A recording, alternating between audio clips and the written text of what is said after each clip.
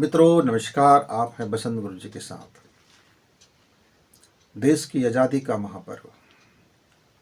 मित्रों, मैं जहाँ तक सोचता हूँ, कोई भी देश हो, जिस दिन वह देश आज़ाद होता है, आज़ाद होता है, वह सबसे महापर्व होता है। पर ये आज़ाद किससे होता है और क्या हम उस आज़ादी को ठीक से हमने निभा पाए, ये भी एक सोचने की बात होती है। मित्रों, जो गलतियाँ हम आज़ादी से पहले कर रहे थे, जिसके कारण से हम गुलाम हो गए, क्या फिर से हम वही गलतियां नहीं दोहरा रहे हैं? मेरे युवा दोस्तों, यह बहुत ही जरूरी और प्राथमिक चिंतन की जरूरत है कि मेरा कर्म क्या हो कि मेरे इस आज़ादी के महाकल्प को मूल्यवान बना दे, इस क्षण को अद्भुत बना दे, कि मैं वो गलती फिर से ना दोहराऊं जिसके कारण से मेरा देश न जाने कितने अरबों और खरबों की क्षति हुआ, मान सम्मान की क्षति हुआ, हमारा विकास करने के सारे मार्ग अवरुद्ध हो गए, हम महान गरीबी के नीचे में हम पहुंच चुके थे। हम अपनों से अपनों के सम्मान नहीं करते। हम अपने पड़ोसी को नीचा दिखाने के लिए, अपने घर के अपने ही व्यक्ति को नीचा दिखाने के लिए हम जब किसी बाहरी ताकत का सहयोग लेते हैं, जब हम अपनी बातें किसी बाहरी व्यक्ति को बोलते हैं और बाहरी को दखल देने की छूट देते हैं, हम उनके एजेंडा को जब चलाने लगते हैं, जब हम उनकी विचार को हम अपनाने लगते हैं, जब हम उनकी दृष्टिकोण को अपनाने लगते हैं, जब हम उनकी नज़रों से अपने देश को देखने लगते हैं, उनके सोच के अनुसार से हम अपनी विजन तैयार करते हैं, जब उनको अपने ऊपर हावी होने देते हैं, तो यही तो है जो गुलामी के लिए फिर से रास्ता तैयार करता है। आपने इतिहास से सबक नहीं लिया क्या? आज का मैं राजनीति देखता हूँ, जितने भी राजनीति व्यक्ति हैं, अमूनन 80% व्यक्ति वह किसी उधार के दृष्टिकोण में परजीवी है। उसका अपना स्वयं का कोई विचार नहीं, उसका अपना स्वयं का कोई योजना नहीं, उसके अपने स्वयं का कोई विकास का एजेंडा नहीं, वो अपने देश को महान बनाने की उनके पास कोई अपनी नियत नहीं। बस थोड़े से धन के लिए, थोड़े से लालच के लिए, थोड़े से पैसे के लिए वो किसी भी व्यक्ति का और किसी भी विचार का समर्थन करते रहते हैं। ये मेरे देश के युवाओं के लिए सबसे जहरीला बात है मित्र। मेरे युवा भी सोचते रहते हैं मेरा देश घटिया है, मेरा देश बेकार है, मेरा देश में पिछड़ापन है, मेरा देश ये करता है, मेरा यो देश वो करता है। मित्रों, जिस देश की आप तारीफ करते हैं वहाँ नंगा नाच होता है, वहाँ की कल्चर नंगाईपन से भरा हुआ है, गंदगीपन से भरा हुआ है, छी और थू के घृणा से भरा हुआ है, गंद संस्कृति है। जहाँ की संस्कृति प्रेम का है, अपनापन का है, भाईचारा का है, आपको वो छोटा दिखाई देता है। और जिस देश में गन संस्कृति है, बात बात पर गन चलती है, बात बात पर आदमी तू तड़ाक हो जाता है, बात बात पर मर्डर हो जाते हैं, बात बात पर लोग किसी का सम्मान नहीं करते, वो देश आपको बेहतर लगता है? जरा सोच को सुधारिए, देखिए आपके अंदर में जो दिव्यता है, आप उस छोटेपन को मत अपनाइए। मेरे बहुत से देश के युवा इतने काबिल हैं, पर उस काबिलियत का उपयोग अपने देश में बिल्कुल नहीं करते हैं। क्यों? उनको डॉलर में मनी चाहिए, डॉलर चाहिए। वो चाहता है वहाँ इस जीवन बहुत अच्छा है। तो मित्रों, एक महान दार्शनिक की कहानी में आपको सुनाता हूँ। आप जिस देश की तारीफ करते हो, उस देश की एक दार्शनिक ने कहा कि यदि भारत, नर्क और स्वर्ग तीनों में से कोई चुनने को मुझको अधिकार दिया जाएगा तो मैं कहूँगा कि मुझे भारत में रहना पसंद है। क्यों? क्योंकि स्वर्ग में भी एक प्रतिबंध है, स्वर्ग में भी एक सिस्टम है। वहाँ आप अपने जीवन का परम उत्कर्ष नहीं कर सकते, केवल भोग कर सकते हो, अय्याशी कर सकते हो, अपनी मनोकामना पूरा कर सकते हो, लेकिन जीवन का जो समुचित विकास है, जो परम तक पहुँचने का जो देश है, स्थान है, वह भारत है। लेकिन यदि मुझको नरक में भी डाल दिया जाए और भारत के एक व्यक्ति को मुझको मेरे पड़ोसी बना दिया जाए, मेरे साथ दे दिया जाए, तो मैं अपने लिए वहाँ भी स्वर्ग तैयार कर लूँगा।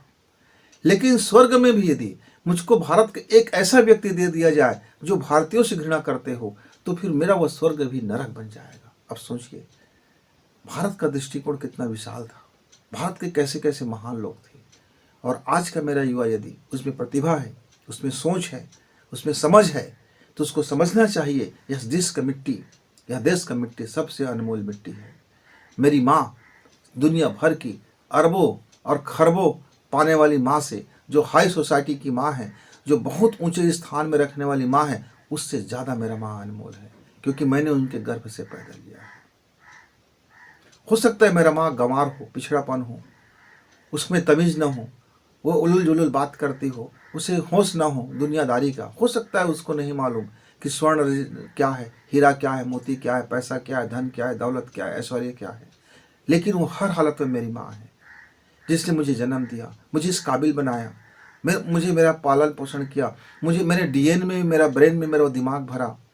मित्र, इसे आप भूल क्यों जाते हो? ये देश है, अनमोल देश। इस देश की मिट्टी की खुशबू महान वैज्ञानिक, महान दार्शनिक, महान संत, महान लोगों से अटा पटा मेरा देश है। मित्र, आप अपनी दृष्टिकोण को जरा बदलिए। हो सकता है चोर उचक्के भी होंगे, हैं, कुछ जेब कतरे भी हैं, कुछ गला काट भी हैं, कुछ झूठ बोलने वाले हैं, कुछ गंदे काम की हरकत करने वाले हैं, कुछ रेपिस्ट हैं, कुछ भिखारी हैं, तमाम तरह के लोग हैं। वो सब मेरे अपने हैं। ये गंदे लोगों के विचारधारा क्यों गंदा हो रहा है, जरा इस पर हमको विचार करना है।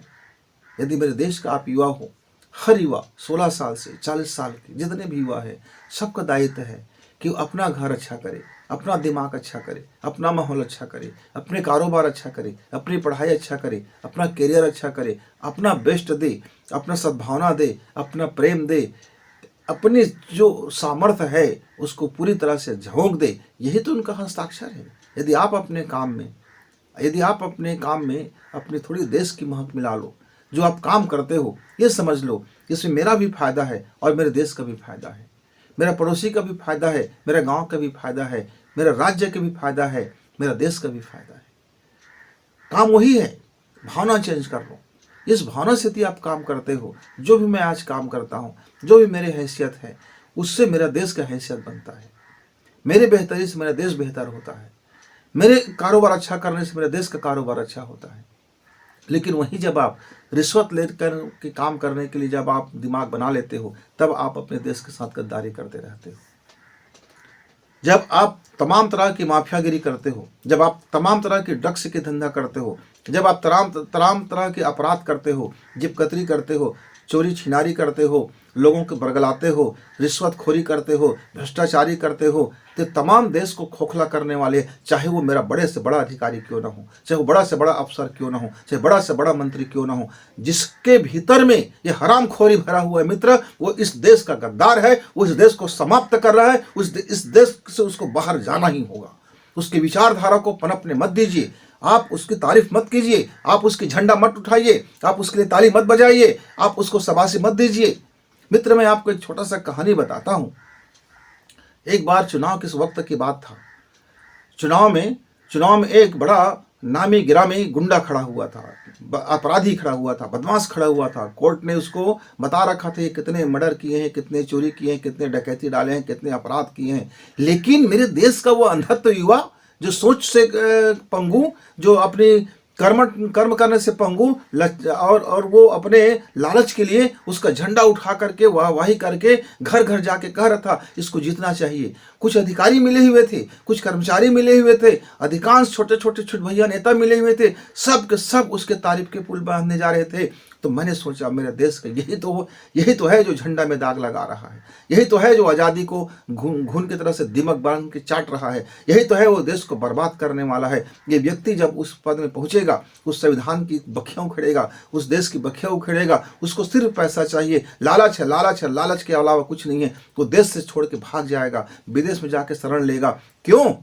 क्योंकि वो धन के लिए केवल जीवन जी रहा है, देश के लिए उसके दिमाग में कोई सम्मान नहीं। भले ही हजारों बार शपथ ले ले, संविधान की शपथ ले ले, देश की झंडा उठा ले, संविधान की झंडा उठा ले। मित्रों, ऐसे लोगों से सावधान होना ही युवाओं का हस्ताक्षर करना है। यदि मेरे आप युवा हो, आप में सामर्थ्य है, तो अपनी सोच को देखिए, अपने दृष्टिकोण को देखिए और अपने कर्म करने के तरीका को बदलिए। अपना लॉजिक समझिए कि आपकी पैदाइशी एक पिलपिले मनुष्य को वाहवाही के लिए हुआ है या अपने झंडा गाड़ने के लिए हुआ है, अपनी वाहवाही करने के लिए हुआ है। एक विवेकानंद था जो तमाम भूखमरी और गरीबी को झेलते हुए अमेरिका में अपने देश की ध्वजा झंडा गाड़ के आया। एक सुभाष चंद्र बोस था जिसके पास हथियार नहीं होते हुए भी उसने एक सेना खड़ी कर दी।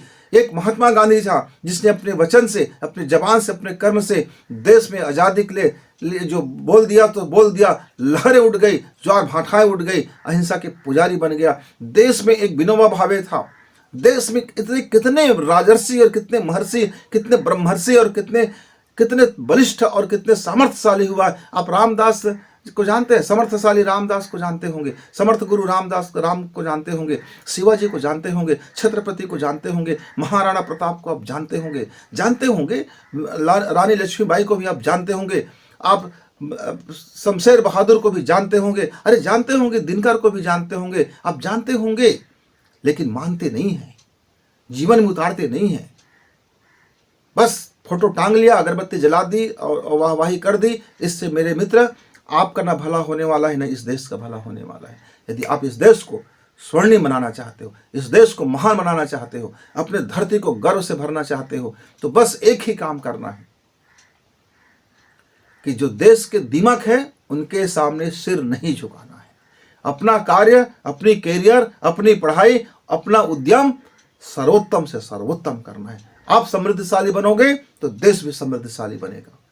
आप घटिया बनोगे तो देश भी घटिया बनेगा। आप गद्दार बनोगे तो देश भी गद्दार बनेगा। यानी आप जो बनोगे वही तो देश बनेगा, वही देश बनेगा।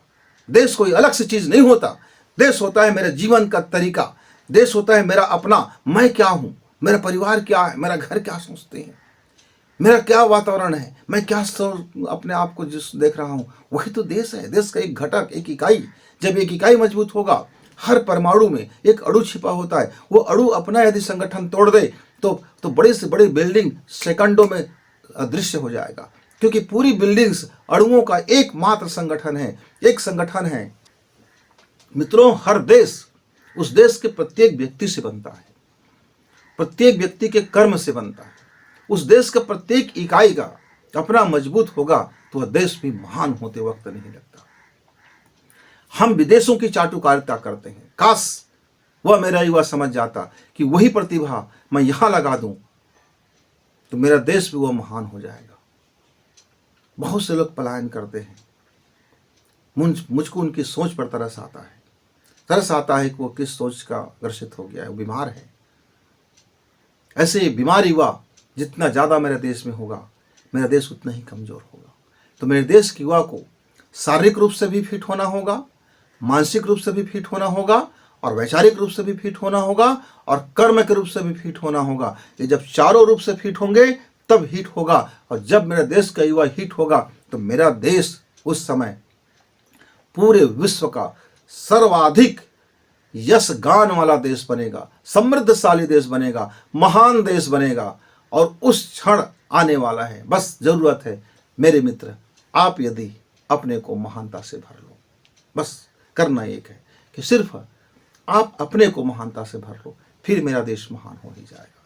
तो आपको आज़ादी के महापर्व की शुभकामना के साथ, इस विश्वास के साथ कि मेरा युवा अपने कर्मों का हस्ताक्षर करेंगे, अपने प्रतिभा का हस्ताक्षर करेंगे, अपने विजन का हस्ताक्षर करेंगे, अपने जीवन का हस्ताक्षर करेंगे, अपने माता पिता की कोख की लाज बचाएंगे, अपने आने वाले भविष्य की पीढ़ी को एक बेहतर संदेश देंगे, अपने जीवन ऐसा जिएंगे कि कल का पीढ़ी उस पर नाच करेगा, बीता हुआ कल भी नाच करेगा, आने वाला कल भी नाच करेगा। उनकी इसी महान हस्ताक्षर के अभिलाषा के साथ, विश्वास के साथ और कामना के साथ गुरुजी विदा चाहता है। जय हिंद, जय भारत, नमस्कार, धन्यवाद। करें, सब्सक्राइब करें और शेयर करें।